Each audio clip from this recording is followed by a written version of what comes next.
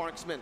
They wanted to go for the Lunox, they wanted to go for some burst damage and some more magic damage, knowing that Sanford on the Lapu likes to go for just a lot of damage. Remember, yesterday we saw the Hunter Strike, the Bloodlust Axe. This is a very physical Lapu.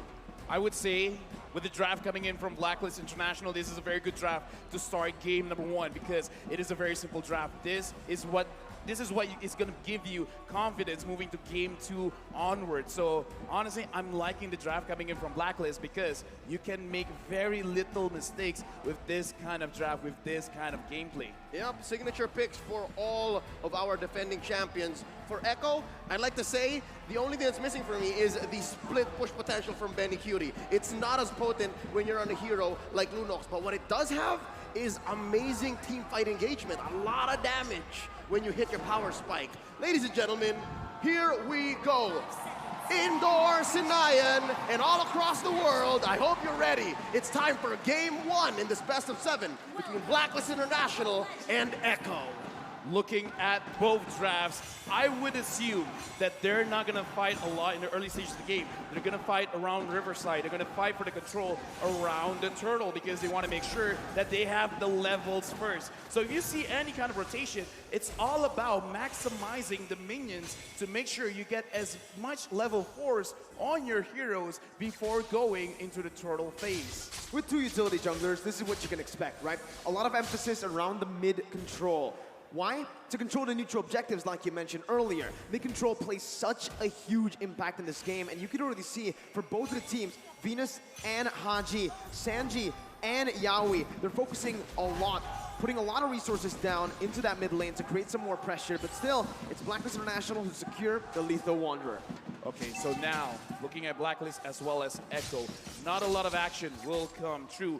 I'm thinking they got to find a way for Echo to get Yaoi onto level 4 because that is a very big ultimate to have in the turtle fight. It's coming up in roughly 36 seconds. So Echo as well as Blacklist International, both teams, we saw in the best of 5 before, they like to see what the opponent wants to do first. Blacklist is asking Echo, Echo is asking Blacklist. Now, Yaoi, he might get engaged for a little bit. He does have the flicker here, pops the flicker just to escape. Blacklist International with a resource advantage before the first turtle spawns in 15 seconds. That's going to be Blacklist here, knowing that they can buy time, but up top, Benny! Benny, already caught low, flickered out of that. Blacklist International now with 2 advantages in terms of resource, and maybe even Oheb can rotate down below. Oh, but there's 3 members from Echo here. Sanji still clearing the wave. Carl DZ dashes on out. Sanford setting it up. Turtle less than half health. That's going to be the final blow by Edward. Carl DZ going to be stunned up, but has the heavy spin. It does not matter. It's the first blood picked up by Echo, but the turtle will be slain by Blacklist International. Killed or objective. Benny going to be slain in the gold lane. Blacklist strikes back, making it equal.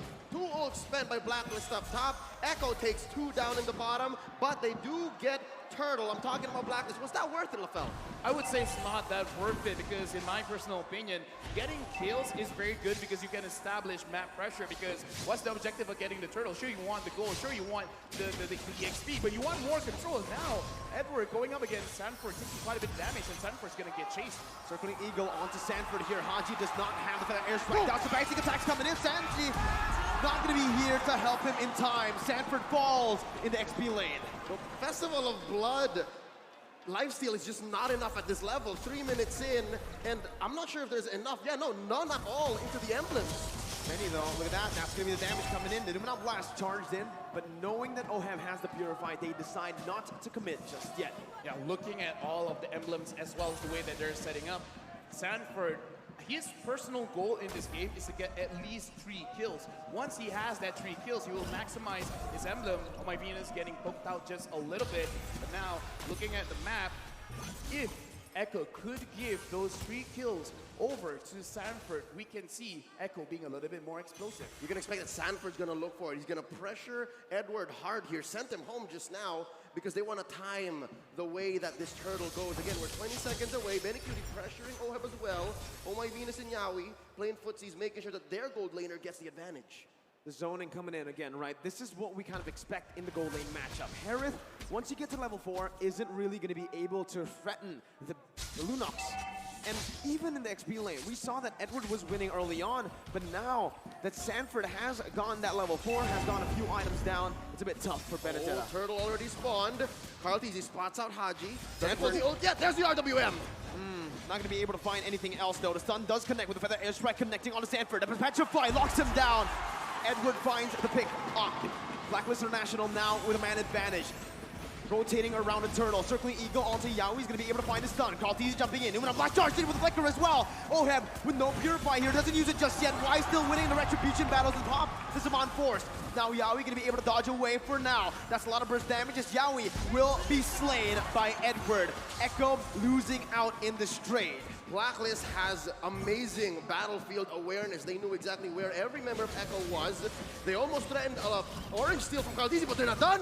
A stun and a knock-up. It's still Matilda Airlines here for Blacklist International. Blacklist is showing what they want to do with this draft. You want to establish control. You want to make sure that the Riverside, you're winning. And the specialty of having a Matilda is when someone overextends, they're not really overextending. In their previous fight, in the Turtle, they were very focused. What do we want to do? Turtle first, but now they want to kill. And they get it, right? It's onto Venus, the roamer.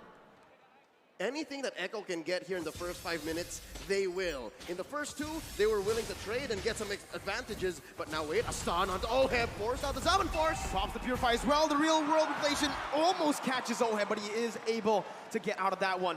Haji rotating towards the gold lane with a Feather Airstrike to clear it out, protecting his tier 1 up top. This is difficult because we said for Echo, for them to win, they have to win the lanes. Here in the early game, not exactly the story because Blacklist now ahead maybe 1.5K. LaFell, what's going on? I would say it's not enough because Blacklist, they understand this as well. So as long as they delay, as long as they wait for Oheb to get 2 items, then it's basically they're already doing at least half of their win condition. So it's not about Echo not doing it. It's more about Blacklist seeing this time and time again. We understand how your draft works, so we're just going to play around it.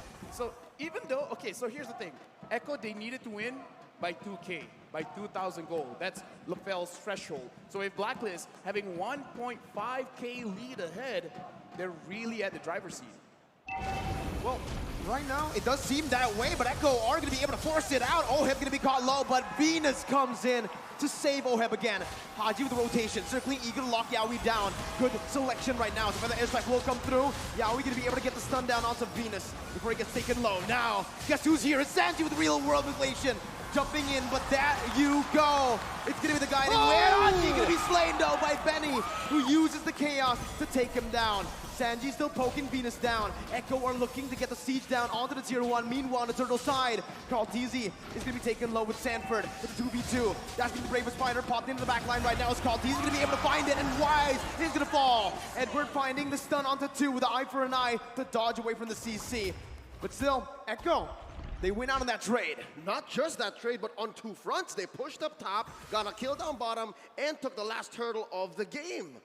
We got a lot here because, again, 500 gold, that's great, but Sanford having 1 kill. He has 1 stack on his emblem, and now looking at this, Carlteasy is in too deep.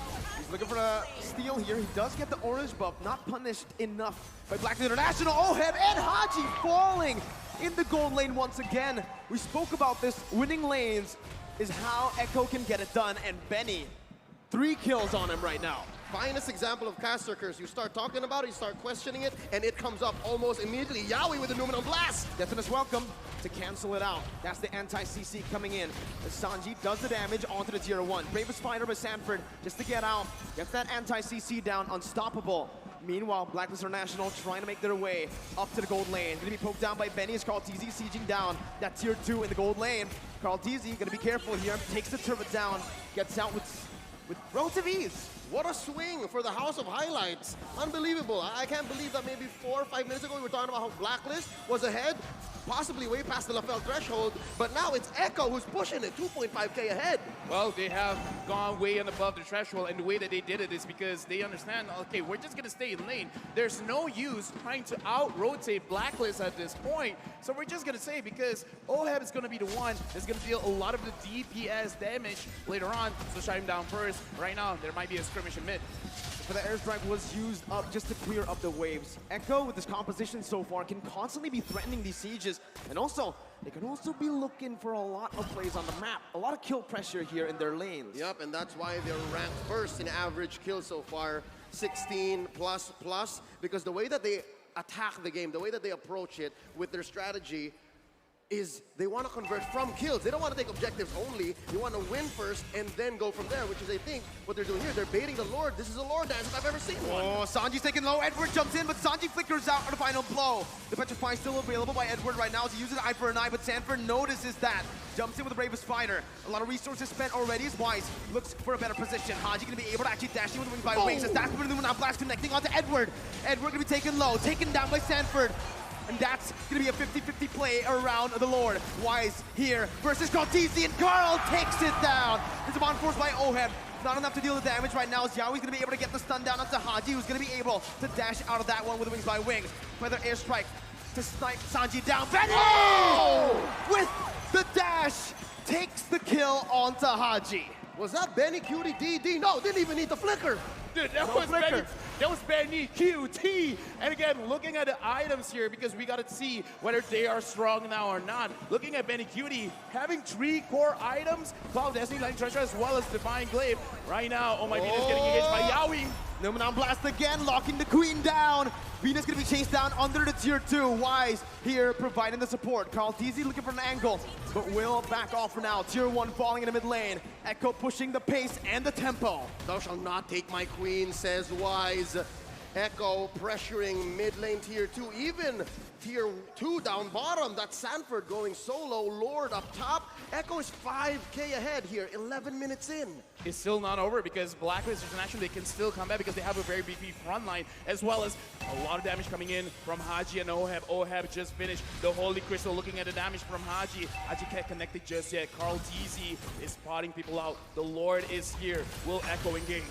They will. Numenon Blast charged up already. Just to zone the other members away as Oheb jumps in with his force. Wise in the front lines, providing the support. Real world manipulation, baited in. Sanji not dealing enough damage for now. Blacklist just backing off. Echo doing the same thing, noticing they have the lead. It's disciplined plays from Echo. Relatively safe defense and siege from Echo. They did their best to get the most out of that Elemental Lord, but we have a Luminous one possibly coming up in a minute and a half, forcing out a feathered airstrike. Echo is relentless. They're not leaving. Yeah, but look at the way Blacklist, they're defending themselves because they're not necessarily sacrificing their own HP just to defend their base. Like, they're defending everything without taking too much. So now Blacklist, they're preparing themselves. In case Echo wants to engage, they can fight back. The problem is, Echo, they're not engaging. They know that they have a lead and they're not going to lose the lead. Looking at the items as well, oh, but before that, looks like everyone is just clearing everything out. Looking at Haji, he already has 2 main items. He's waiting for his own Holy Crystal. Once he has the Holy Crystal, the kill pressure is going to be a lot onto Echo. So right now, Blacklist, it looks like that's what they're waiting on. They're waiting for their carries to actually complete the items first. It looks like Echo has cornered Blacklist into their base, and this is the trademark Blacklist defense. A lot of teams worldwide have been on the receiving end of this defensive rubber band, and it's not impossible that Blacklist still comes back, but with Echo at 6k playing this defensively, playing this disciplined, waiting for this Lord coming up in 5 seconds, it looks like Echo also knows how to combat that. It's going to be really tough now with a 7,000 gold lead technically built up by Echo. But with Blacklist minimalizing their losses, it seems like despite that 7,000 gold deficit, they're still able to contest, they're still able to open up the map without grouping up as 5. Yeah, looking at the map as well, Blacklist, they're not really moving away from each other. They should understand that this Lord is going over to Echo for free. Having that Lunox makes it very difficult for you to contest. And that's the power spike we're looking at. Echo, this is the inevitable. They have set themselves up for success here. And for Blacklist, the answer is to send Agent Zero, send Edward into the long lane and try to push that, because not a single tier 1 has fallen for Echo. They didn't even have to use the Retribution, by the way. So Carl Teasy was able to steal the purple buff away. So right now, again, Echo just building up the way, slowly but surely, to finally take some base turrets down. This is what kind of feels bad as a Baras. You kind of don't care too much about your buffs getting taken away, but what you do care about is it's hard for you to maintain those stacks because Baras is at his strongest at like, what, 15 stacks? Because looking at Wise now, that is a pretty small Wise. That's a small dinosaur there, and you're right.